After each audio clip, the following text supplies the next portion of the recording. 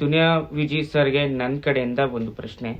ಇವಾಗ medical store ಅಲ್ಲಿ ಸಿಗುತ್ತೆ, ಅದು ಸಿಗುತ್ತೆ, ಎಂಥ ಏರಿಯಾದಲ್ಲಿ ಡ್ರಗ್ ಸಿಗುತ್ತೆ, ಇವನ್ನೆಲ್ಲ ಇವಾಗ ಮಾಡ್ತಿದ್ದೀರಲ್ಲ, ಇದು ಹೆಂಗ್ ಅನಿಸ್ತಿದೆ ಅಂತಂದ್ರೆ ನಿಮ್ಮ ಮೂವಿ ಪ್ರಮೋಟ್ ಮಾಡ್ಕೊಳ್ಳೋಕ್ಕೆ ನೀವು ಮಾಡ್ತಿದ್ದೀರಾ ಅನಿಸ್ತಿದೆ.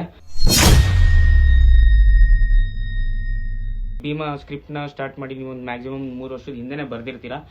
ಅವಾಗ ಮಾಡದೇ ಇರೋ ಅವೇರ್ನೆಸ್ಸು ಪರ್ಟಿಕ್ಯುಲರ್ ಆಗಿ ನಿಮ್ಮ ಮೂವಿ ಬಂದಾಗಲೇ ಏಂತಕ್ಕೆ ಮಾಡ್ತಿದ್ದೀರಾ ಅನ್ನೋದು.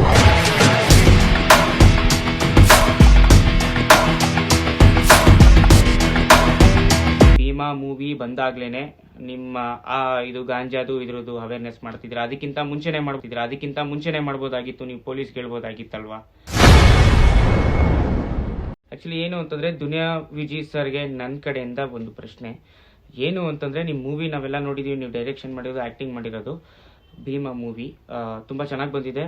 ಹುಡುಗರು ಹಾಳಾಗೋದ್ರ ಬಗ್ಗೆ, ಎಲ್ಲೆಲ್ಲಿಂದ ತಪ್ಪು ನಡೆಯುತ್ತೆ, ಎಲ್ಲೆಲ್ಲಿಂದ ಹಾಳಾಗುತ್ತೆ, ಡ್ರಗ್ಸು ಮತ್ತೆ ಇಂಜೆಕ್ಷನ್, ಟ್ಯಾಬ್ಲೆಟು, ಇದ್ರ ಬಗ್ಗೆ ಎಲ್ಲ ತುಂಬಾ ಚೆನ್ನಾಗಿ ಬಂದಿದೆ ಮೂವಿ. ಬಟ್ ಏನು ಅಂತಂದ್ರೆ ನೀವು ಇವಾಗ ಮಾಡ್ತಿರೋ ಅವೇರ್ನೆಸ್ಸು ಇವಾಗ ಮೆಡಿಕಲ್ ಸ್ಟೋರ್ ಅಲ್ಲಿ ಸಿಗುತ್ತೆ, ಅದು ಸಿಗುತ್ತೆ, ಎಂಥ ಏರಿಯಾದಲ್ಲಿ ಡ್ರಗ್ ಸಿಗುತ್ತೆ, ಇವನ್ನೆಲ್ಲ ಇವಾಗ ಮಾಡ್ತಿದ್ದೀರಲ್ಲ, ಇದು ಹೆಂಗ್ ಅನಿಸ್ತಿದೆ ಅಂತಂದ್ರೆ ನಿಮ್ಮ ಮೂವಿ ಪ್ರಮೋಟ್ ಮಾಡ್ಕೊಳ್ಳೋಕ್ಕೆ ನೀವು ಮಾಡ್ತಿದ್ದೀರಾ ಅನಿಸ್ತಿದೆ. ಯಾಕಂದ್ರೆ ನೀವು ಮಾಡ್ತಿರೋದು ಕೆಟ್ಟದು ಅಂತ ನಾನು ಹೇಳ್ತಿಲ್ಲ.